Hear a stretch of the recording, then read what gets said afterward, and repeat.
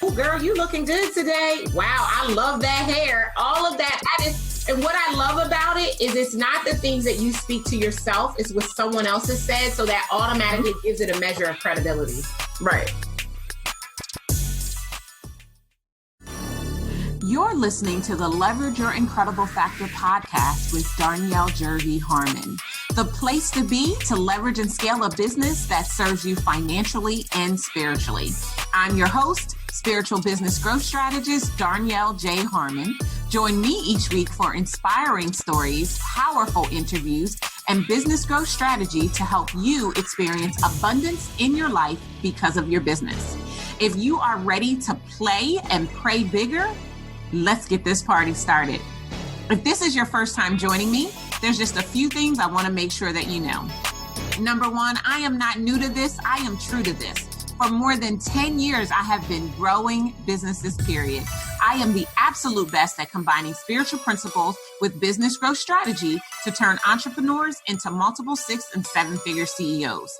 And no, in case you were wondering, you do not have to choose. You can love God and make boatloads of money. And I'm on a mission to create even more multiple 6- and 7-figure CEOs. Oh, and we don't do hustle and grind. We do spirituality and systems. You might be wondering exactly what the incredible factor is. And if that's you, I invite you to go all the way back to our very first episode. I even give you a really powerful worksheet that you can download so that you can find yours, because it is the key to beginning to leverage and scale your business. And I am tickled purple that you are listening in today.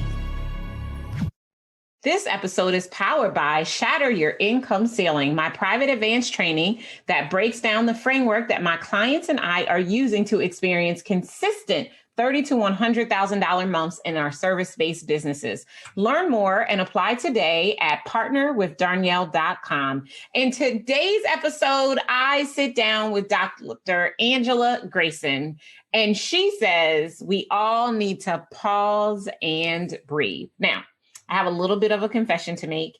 Dr. Angela and I actually recorded this interview way back at the start of COVID-19. And I had every intention to release the interview when we first recorded it because it is so good. But can I just tell you, I am so happy and grateful that God told me to save it until now, because the information that Dr. Angela shares with you in this particular episode is so much more needed now that we are almost a year into COVID-19 than it was when it had literally just started. And so I am so excited. Let me stop getting ahead of myself and read you a little bit about Dr. Angela's bio. So Dr. Angela Grayson is the CEO of Good Fruit Expressive Arts, Counseling, and Psychotherapy.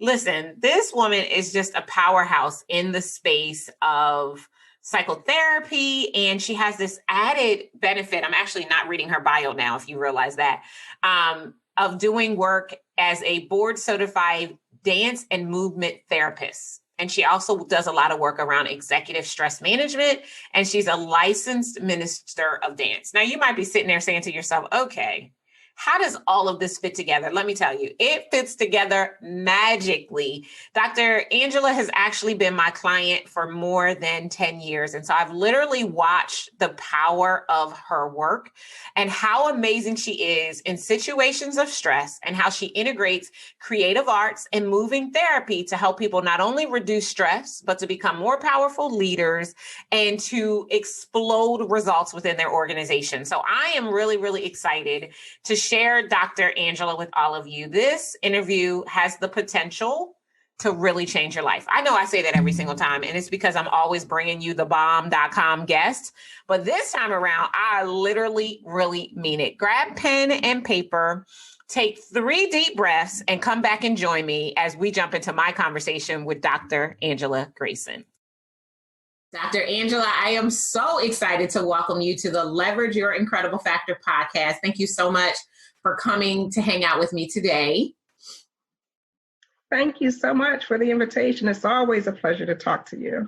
Oh, yeah, I'm looking forward to this. We'll get into how Dr. Angela and I know each other in a little bit, but take a few moments right now and just tell everybody who you are in your own words.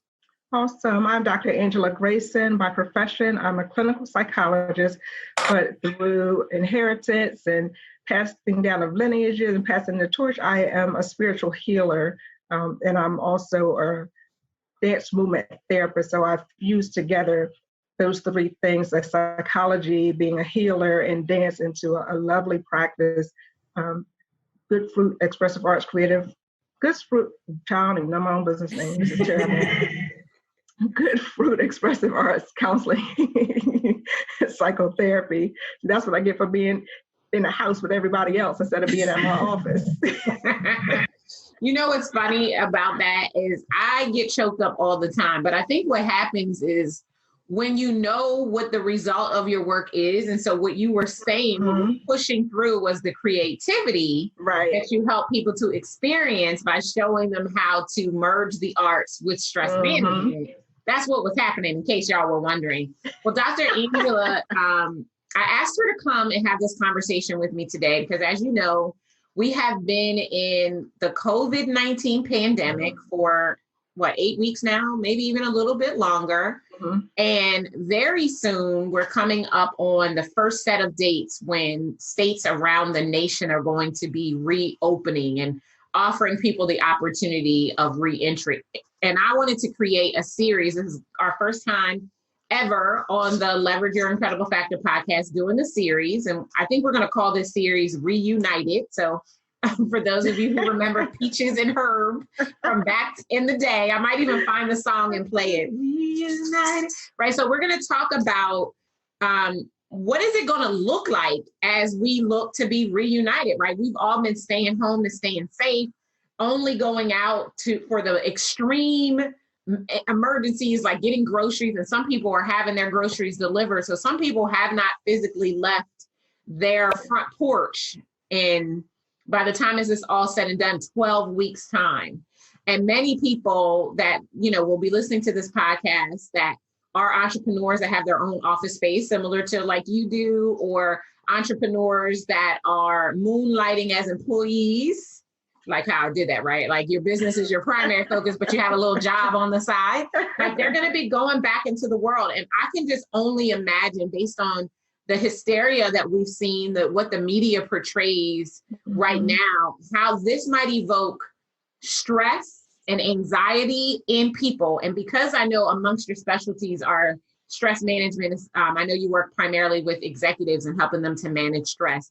I thought it would be great if I could bring you on so that you could just offer some insight and strategy into what has the potential to happen. I know you also have participated in some town hall meetings to talk about mental health and those types of things. We just finished Mental Health Awareness Month not too long ago. So I just really wanted to create an opportunity for us to have a conversation around what this thing looks like, how we all need to be preparing. What are some things we can do from a mental health perspective to make sure that our self-care is high and serving us, and then to be able to manage the anxiety that has the potential to show up once we start to assimilate back and reunite with other people.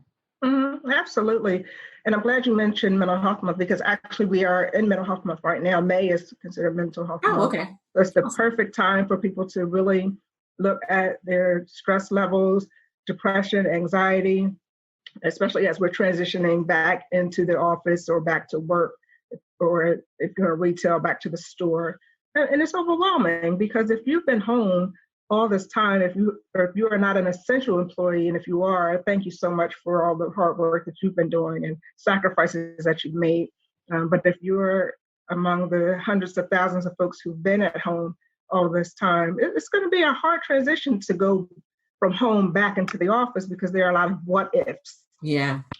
What if somebody's sick? What if somebody passed away? What if, what if the structure is different now? My desk was here, now it's over there. So it's like all of these things to take into consideration with transitioning back into work. But the biggest thing is the mental play that it has in terms of, feeling anxious. Am I going to get sick? If you're somebody who has like literally been in the house the entire time, then it's going to be really, really hard. And what I've really been encouraging folks to do is to get outside, even if it's to take a walk around your neighborhood. so that you have a change of scenery. You're used to, being outside of, your domicile, so that you're at least seeing folks or seeing pets or seeing, trees or grass, seeing something other than the four walls that you've been sitting in for 8 weeks. I think that that's really good. But what I think we should do, I feel like we need to back up, because I think a lot of times professionals such as yourself, and even I'll, lump myself in there, we take for granted that people know what we mean when we say mental health. Right? I know that mental health and mental health awareness has a stigma that is not always positive, but mental health is not a negative thing. So can you just break it down for everybody who's paying attention right now and listening, of exactly what do professionals such as yourself, psychotherapists, counselors, clinicians, when they say mental health, what do they mean? What we mean by mental health is really mental awareness, paying attention to what things are driving your thoughts, because your thoughts impact your emotions and your feelings. And so when we say mental health, we don't mean that you're crazy, because that's the first thing people think of, because that's what they show on TV and in the movies. And those are really extreme cases of people who are symptomatic. Not necessarily crazy, because we don't really like to use that term. Nobody's crazy per se, but people are highly symptomatic. And it's on a continuum. So either you have very few symptoms or you have really extreme symptoms. And that's for any diagnosis that you may have. So mental health is really about taking care of and paying attention to the way that your mind works, how your thoughts get processed, which drive your emotions and your actions. Yeah. And what I love about that is the word awareness. We aren't always astute and aware about who we are, which can impact the way that we are affected by the things that are going on outside of us, but around us, right? And so being able to look inward, to be able to have a practice that you're utilizing to evaluate how self-aware you are from a mental standpoint, to determine whether or not you might need some additional support. I say all the time that my life was saved by a therapist. That if it were not for psychotherapy, I don't know who this woman would potentially be right now. And I doubt that she would be incredible, because there was a lot of things going on, and there are patterns of mental illness in my family that definitely those spirits could have latched onto me if I didn't do my due diligence from a mental health perspective and do that mental health self-care, which I think a lot of times people don't think about taking care of their mental as a form of self-care. But I love that being a part of your work and then intertwining that with the creative and giving people an outlet of expression in order to be able to help them from a mental health perspective. So when we think about the immense amount of panic that swept through this country, some people are still shook. Not everybody is fully functioning right now. And it's, not necessarily their fault. I think a lot of it has to do with the media and their sensationalization of what's going on right now. But let's err on the side of a worst case scenario, right? And so as people have been home and I was talking to a good girlfriend last night. It was her birthday. This is not funny, but I am chuckling. And she said, I hope that I don't get poisoning. And I said, what are you talking about? She's like, I'm so nervous that everything that comes in this house, I'm bleaching it. So my goodness. Bleaching her food. She's like, I dilute it massively, but I'm washing my vegetables in a diluted bleach because I don't want to be impacted by this virus, right? So let's say that is our extreme case right now. And she is one of the people who is going to have to go back to work when her company reopens. Right now, she's working from home. What do you have to offer? And what I would love is if we can think of it in terms of a step-by-step, like what are the things we should be doing right now in order to begin to prepare ourselves mentally and emotionally, because our mental and our emotions are hand in hand. And as you stated so eloquently, they impact our feelings and then ultimately the actions that we take. So what should we be doing? What's the first thing that any person who has to figure out how they're going to reunite with their coworkers once the country reopens? Like, what's the first thing we should be doing? Well, the absolute first thing that I recommend is to really pause and breathe. because you have to center yourself. And once you pause, breathe, put into place some positive affirmations, because like I said, that, talking about your mental health is the way that you think. And so if we can shift the way that people are thinking about the coronavirus and thinking about having to go outside or go back to work, then we have a greater chance of success. That's perfect. That's so good. So positive affirmations. So I have recently come into a new appreciation for affirmations. I struggled with them because whenever I would make an I am statement, for the most part, I would immediately be like, yeah, right. That's not my reality. I'm a millionaire. Yeah, right. I mean, I'm actually a millionaire, but I'm just saying, I'm using that as an example, right? Because you look at the reality and you're immediately talked out of it. And I think I may have even shared this with you before. So for the listeners, just so that you can be brought into the way that I started to see affirmations, to bring home what Dr. Angela just said in a very real and tangible way for you. For those of you who are also believers, right? Think about the story of Moses and how Moses was tapped on the shoulder by God to go to Pharaoh and get the Israelites out of slavery. And he tried every excuse. He threw every excuse in the book at God. God was not relenting. No, you are the man for the job. So eventually Moses says, okay, well, why are they going to listen to me? Who should I say sent me? And then this is, the famous line.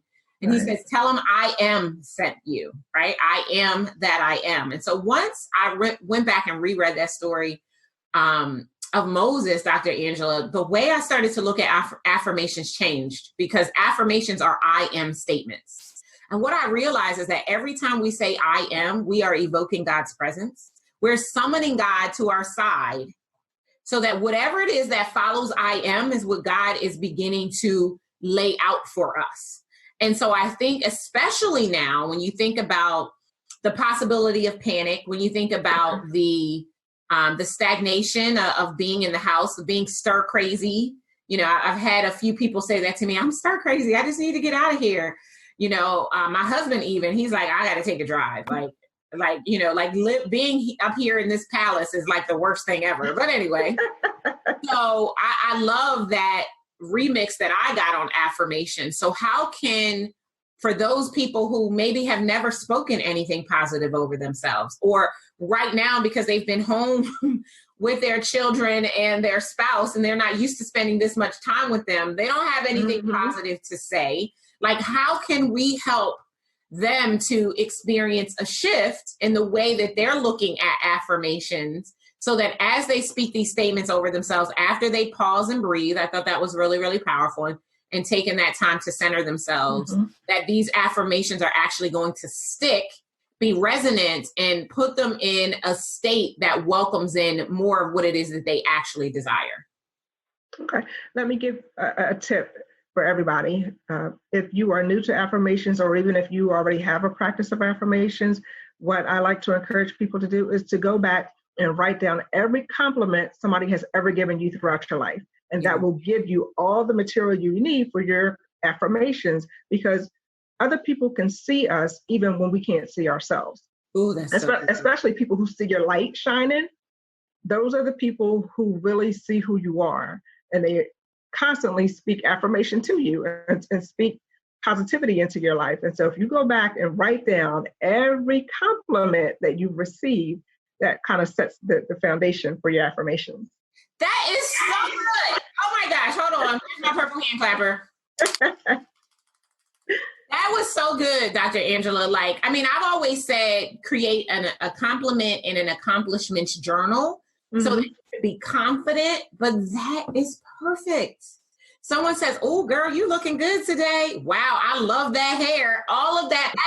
And what I love about it is it's not the things that you speak to yourself, it's what someone else has said. So that automatically gives it a measure of credibility. Right. Oh, right. That is so. And keep it on your phone, or keep it where it's accessible. Yeah. On those days where you're not feeling like you the star that you are, go and read. Just scroll through and read them. That is so good. Okay. All right. So we're going to pause and breathe and center ourselves. Is there a specific amount of time that we should look to focus on pausing and breathing? It can be anywhere from 1 minute all the way to an hour, and, really turn it into a meditation practice. And so you don't have to, try to sit still and quiet for an hour, especially if you're just starting out. You're never going to be able to do that because it takes a lot of time to train your mind not to grab hold of all of the thoughts that are whizzing by. Right. And so what I also recommend people do is to pick a power word. And so if you pick the power word, energy, for example, every time you find your mind wandering, focus back on your word. And so it has to be a word that has meaning for you and something that empowers and encourages you. Oh, that's so good. Okay. So we're going to pause and breathe. We're going to center ourselves. And if need be, we're going to enact our power word to get ourselves back on focus. Then we're going to recite positive affirmations over ourselves. And we're going to create them by keeping a compliment journal, writing down everything we've ever been told about ourselves and turning them into those positive I am statements so that we can affirm ourselves over and over and over again. And then what's the next thing we're going to do? Well, the next thing we're going to do is, if you haven't done, I should have said this earlier on the list, stop watching the news. Stop. Because that feeds our thoughts, right? And because the way our brains work, our brains gravitate and grab hold of negativity. Right. That's just the way that our brains are wired. And so watching the news and all the conflicting information and all of, the stuff that's happening from day to day just feeds the fear that we already have about the coronavirus. And so walk away. If you really need updates and information, go to the World Health Organization or the Centers for Disease Control. They have the most accurate and up-to-date information. Everything else is just somebody's opinion. Yeah, I mean, I agree with that. I can't tell you the last time I watched the news. You know what? I can tell you the last time I watched the news. It's probably about 3.5, maybe 4, maybe even longer. Whenever the government was shut down when Obama was in office was the last time I watched the news. I went to take my dad to dialysis.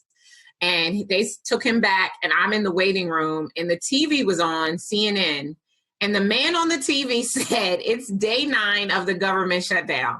There was one other gentleman in the waiting room with me, and I scratched my head. And I was like, I asked this man if that's what he said. And so I was like, okay, do it. So I turned to him, and I was like, excuse me. Did he just say it's day 9 of the government shutdown? Yeah, it's been going on for quite some time. I felt like, well, where do I live? Because I had no idea what was going on. But that's the way that I protect my energy, my heart, my mind, my spirit. It's such an important thing, especially when we're in a time like this. Now, I get it. Everybody wants to be abreast of the things that concern them. But there's so much more negativity. And I love what you just said a few moments ago, that our brains are wired to grab negativity and feed our fear. I believe that that's what our ego does, because our ego's job is to try to keep us safe, right? It thinks that when we are afraid, we will shrink back, and then that's how we'll stay in a safe space. But what it actually does is it prevents you from growing. And if you're not growing, you're dying. And that's, just never a good place to be. So I love that. Turn the news off. I would even go so far as to say, if you go on, we'll pick on Facebook. If you go on Facebook, don't go to your home feed, just go to your page. If anyone, check your email. Don't allow yourself the opportunity to go and be sucked into all of the negative things that are happening, because it does make it challenging for you to stay astute about what's most important for you. And depending upon your propensity to anxiety, this could heighten that, right? Oh, absolutely. I have clients who already have diagnosable anxiety disorder, and it's really heightening their anxiety.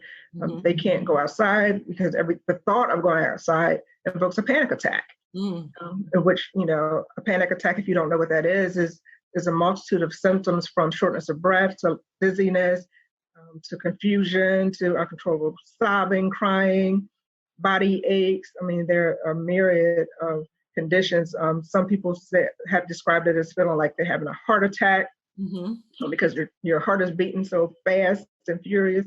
And so it's really, that's why number one is like tuning in and checking in with yourself. The more you are aware of how your actual body works and responds to stress triggers, then you have a better chance of, curtailing those symptoms and triggers from overtaking you.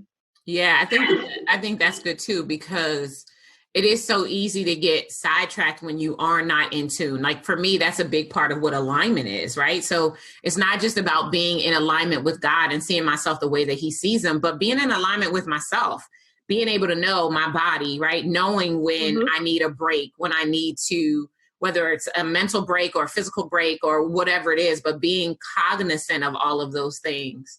So we're at the point where it's time to go back to work, right? Like this thing is real and it's happening. So we're going to pause and breathe and center ourselves. We're going to recite our positive affirmations, and we're going to stop watching the news.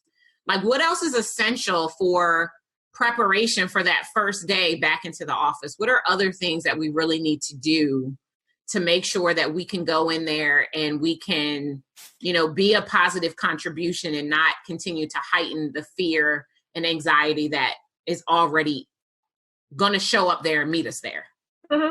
Well, another key thing that people can do is to reincorporate your work schedule while you're at home. So take your 15-minute breaks, take your 30-minute or hour lunch.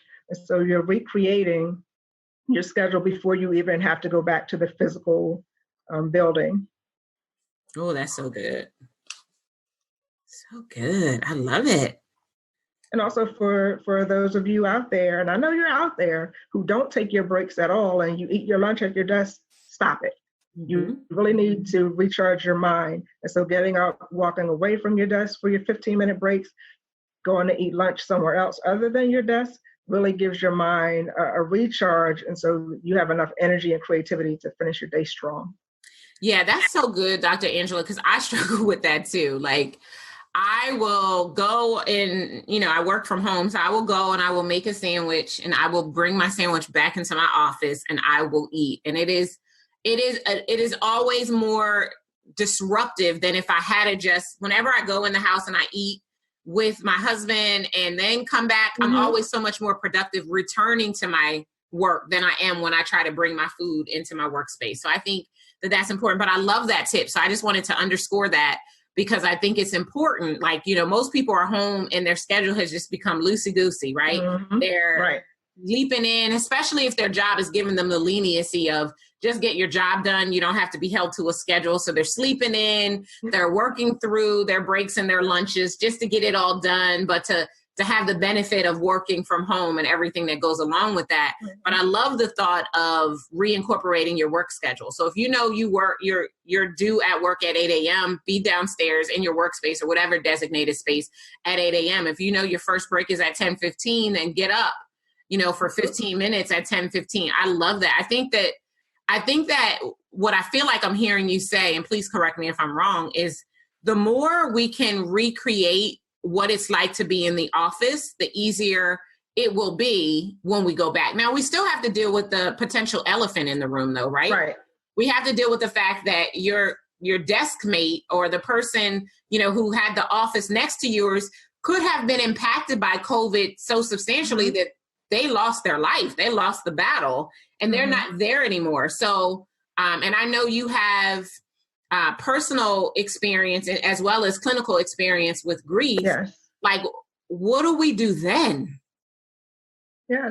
And it's important to check in before you get to work. And so maybe if your supervisor hasn't recommended to have a virtual team meeting before you even go back into the space to get an update on, what's going on. Everybody gets to check in, get update on the news, like what's happening. And at that time, hopefully, if somebody was impacted by the coronavirus and they survived, then you get to, kind of celebrate with them. If somebody, unfortunately, did not survive the coronavirus, then you also can prepare your mind and your heart to kind of grieve that person or even have, a brief prayer or ceremony for the person who did not survive. Wow, that's good. I love that. I would have never thought of that. Now, granted, I haven't worked with other people in a long, long time, but I love the thought of making sure that at minimum there's been some type of a check-in, or if there is a virtual team meeting, to kind of get the lay of the land of what you're expecting before you actually get back there. So you can kind of steady yourself and ready yourself. Now, it's probably likely, Dr. Angela, that if you worked and your team was close-knit, you would have already been made aware of anybody who passed away as a result of the virus. But being able to have that check-in, especially if someone did pass away and now their responsibilities have the potential to be landing on your plate, so that you can set appropriate expectations and kind of, ready yourself for what might be coming down the pike as you go back. I think that that's really, really important too.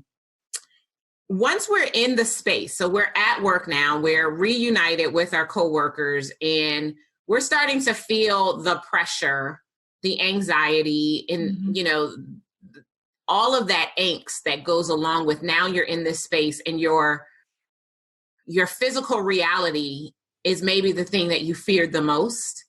How do we, I can't think of any other way to say this, so I'm just going to apologize in advance if this is not the best analogy. How do we talk ourselves down off of the ledge? Like, how can we self-soothe or allow ourselves, heal ourselves, allow ourselves to shift from the panic that might be happening in that moment so that we can do our best to be as productive and positive in a situation that may not be either? Okay. On the way to work, on the drive, and this is something that I recommend even when there's not a worldwide pandemic, set your day, set your intention. So as you're even driving in, start pumping yourself up. If you have a theme song, pump your theme song up in the car so that you mentally prepare to walk through the door. And once you get in there, sit at your desk, maybe take some fresh flowers, take something to kind of shift the energy around your workstation so that it's not exactly the same as it was when you were there, because now you're different because of what's happening in the world. And so you want to bring something new and fresh and different to your space and your environment. What about sage? Should we all get sage and sage our work area? If you're allowed, that would be great. I know, right? I don't know if it's permissible, but I mean, I think places you can't bring fire. So. Oh, okay. Yeah, okay. So might not be able to use sage. Is there like an essential oil that maybe would help us to? Because I know you love aromatherapy as a part of your work. So is there maybe an essential oil that maybe we need to go get on Amazon right now so that we can dab on our temples or some other pressure point to help keep us calm? Yep. The go-to is lavender. Really, really good for its calming effects. Also, eucalyptus. I know people hear eucalyptus, they think medicine-y, but it actually gives you a balance of energy and calm. Chamomile, if you can find chamomile, is also great. Well, we don't want to fall asleep at work, though. No, I mean, some people won't put us to sleep. Okay. I'm specifically speaking to more people like you, Darnyelle, who are like, on 10. So we might need to kind of rein it in a little bit. Yeah, Dr. Angela knows me a little bit, y'all. I spend the majority of my time on 10, which is funny, but okay. I'm just making sure, because I know when I have a cup of chamomile tea, I'm out like a light. So I'm thinking it might. But if your anxiety is high, it's not going to have the same effect. Got you. Okay, that makes sense. Okay, so these are great. Let me just pull back the layer and just talk about these a little bit more, just to make sure everybody caught these last set of tips for once you're in the workplace. If you are feeling a little anxiety or pressure, things that you can do. And I love every single one of them. So on your drive in, instead of listening to the radio or NPR or any of those things you might typically do, set some intentions for the day. I think it would be a great idea at that time to add in your positive affirmations. And then I love playing your theme song. And what I love about music is one of the fastest ways to shift your energy. So it's going to put you in a state that is attracting abundance in the things that you want instead of detracting from it. Having some fresh flowers, that is such a great tip. So, I think hopefully everybody will be walking into work on that first day back with a bouquet of flowers for their desk, which I think is awesome. And then look at potentially getting some essential oils, lavender, eucalyptus, or chamomile oils to be able to keep you calm. And if you are allowed to have a diffuser, That would be even great. Oh, yeah. That might be challenging though, but if that's something that you can do, and there are diffusers that don't necessarily have the water spitting out, you can get one you can get a dry diffuser, depending upon how big your workspace is, will determine whether or not that would be acceptable. But I think that those things are really good. What questions should they be asking of their employers before they return back to work? Especially if they have been sitting in panic and fear over these last 8 weeks. Are there any tips that you would have there that maybe they should consider, questions they should ask that'll help to offset the level of anxiety they might be feeling when they walk through the door? Of course, I know some folks have done this already, but ask them, is it okay if you start a prayer team? So if you're a believer and there are other believers in your workplace, set aside your 15-minute break or your lunch break to go and have prayer. But of course, you want to ask, because people get kind of up in arms about bringing religion into the workplace. But also start a walking group. So on one of your 15 minutes again, or your lunch break, take a walk. You and 2, 3, 4, 5 people just start a walking group around a parking lot. So different ways to kind of recharge and refocus, and also staying in the present, staying in the present moment. So I know a lot of people are talking about mindfulness, which is about staying present and grounded in the moment, and not focusing on the thoughts as they go by. Acknowledge it, but don't do anything with it unless it's something that is pertaining to you meeting deadlines. Of course, we don't want you to get in trouble getting back to work, and now you getting written up and you on probation. Right, definitely. That's also good. And I love the staying in the present, staying fully present, reminding yourself of what you're grateful for. I think that's something that's an important practice, period, but especially in the face of panic and fear, because there's no way that you can be in fear if you are in gratitude. Right.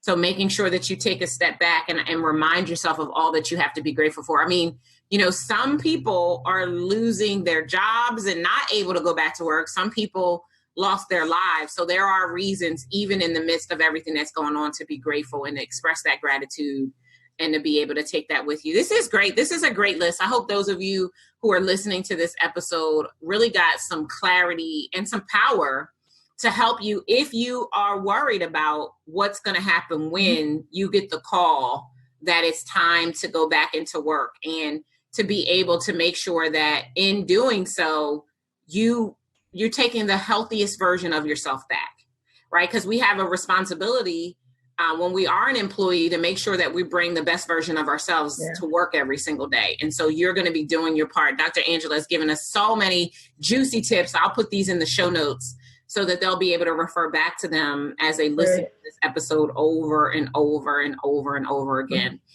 Anything else you want to share before we get ready to get you out of here? I have those final 3 questions, but anything else you want to share before we go into them? Yes. One other key tip is to have a point person, somebody who can talk you off the ledge. And so, so if you feel your anxiety rising, or if you are feeling overwhelmed or closed in, have somebody that you can reach out to, and they can, really get right to the point and help you kind of bring it back down so that you can focus on your work. Awesome. This is so good. I'm so glad that I decided to, set up this conversation with you, because I know people are going to be blessed, and now they're going to be more prepared instead of looking in fear about exactly what it is they're going to do when they get the call that it's time to go back to work. So before I let you go, I have those 3 incredible factor wisdom questions. First question is, what is your favorite quote? My favorite quote, my goodness. Actually, I have it right here on my desk. Believe nothing is impossible. That's good. And I think especially right now, it's such an important reminder. All right. And what was the last book you read? Last book I read was Moving in Glory Realms. Okay. I'll find out who that is by, unless you know the author. I can't tell you right off. I'm reading 3 other things right now. Y'all find it and put it in the show notes. And then one tool you swear by to grow your business. Breathing. It's the first time we've ever gotten that answer, but I love it. I mean, like, how And like just at the bare bones, how in the world can you grow your business if you're not breathing? But what I know you mean is stepping back, centering yourself, making sure that you've got your goals at the forefront. You've set an intention, like basically everything that you've said throughout this interview. I love it. Thank you so much, Dr. Angela, for being here. And I didn't say this earlier, but Dr. Angela is a client. Been a client forever. Yes. As long as I can remember. So I'm just excited to be able to feature your genius and to have you share. So I will make sure that we get however you want people to stay in touch with you. If you have any resources or things that you'd like to offer to them, we'll get that information and put that in the show notes so that they can stay connected to you. I know you have, why am I drawing a blank? The meditation cards. Like, would it be helpful? Like, so make sure you get me that information because maybe people might want to get a set of the cards as a part of their practice to get themselves ready to get back into work. Absolutely. Awesome. Well, thank you so much for being here. I appreciate you. Thank you. My pleasure. Okay, so are you feeling warm and fuzzy like I'm feeling warm and fuzzy? Didn't I tell you that you were going to love my conversation with Dr. Angela? I literally hope that you walked away with some really powerful nuggets of how you can begin to better manage the stress that you might be feeling, especially because COVID-19 is rearing its ugly head again. The numbers are continuing to increase. There's more panic and anxiety than I think there was at the start of it last year. And I really want you to exist inside of a space that allows you to realize who you are, whose you are, and more importantly, what is waiting for you on the other side of that stress and anxiety that you've been letting stop you. There were so many powerful nuggets that Dr. Angela shared with you. I really do hope that you caught them all. And in case you didn't, I just want to do a quick rundown for you. She said, I don't know, several times throughout the interview, pause and breathe. That's why that's the name of this particular episode. And that it really is about centering yourself and centering yourself in the modality that works best for you. There's something magical that happens with positive affirmations and writing down all of the compliments that you've gotten, picking a power word, turning off the dang blasted nudes because it's going to feed your negativity meter and it's going to feed your fear. And realize that there's something magical that happens as you start each day by setting intentions and making sure that you have fresh flowers on your desk if you want to shift your energy. I love when she shared about the essential oils. Like, I don't know if you guys knew this, but the power of lavender and eucalyptus and how they both will help you to restore your energy and replace the stress and anxiety with calm. And it is okay to start a prayer team and to have people actually helping to support you and edify you in all of the things that you're doing. So I'm excited for you because I know that there are some powerful tips that as we round the bend on what has become COVID-19 will really help you to pause and breathe. I'll see you guys next time. Take care. Thank you for joining me for the Leverage Your Incredible Factor Business Podcast. If, after listening to this episode, you know that it's time that you stop playing and praying small, you should go grab my Grow Your Business Toolkit. Based on the pillars of business optimization, this toolkit is the only resource you need to get crystal clear about what it will take to take your business to the 7-figure mark. Go grab yours today at growyourbiztoolkit.com. And if you enjoyed our time together, do yourself a favor. Head on over to iTunes, subscribe, rate, and leave us a review. Until next time, remember, you deserve to scale your business, shake the planet, and fund the life you crave. Take care.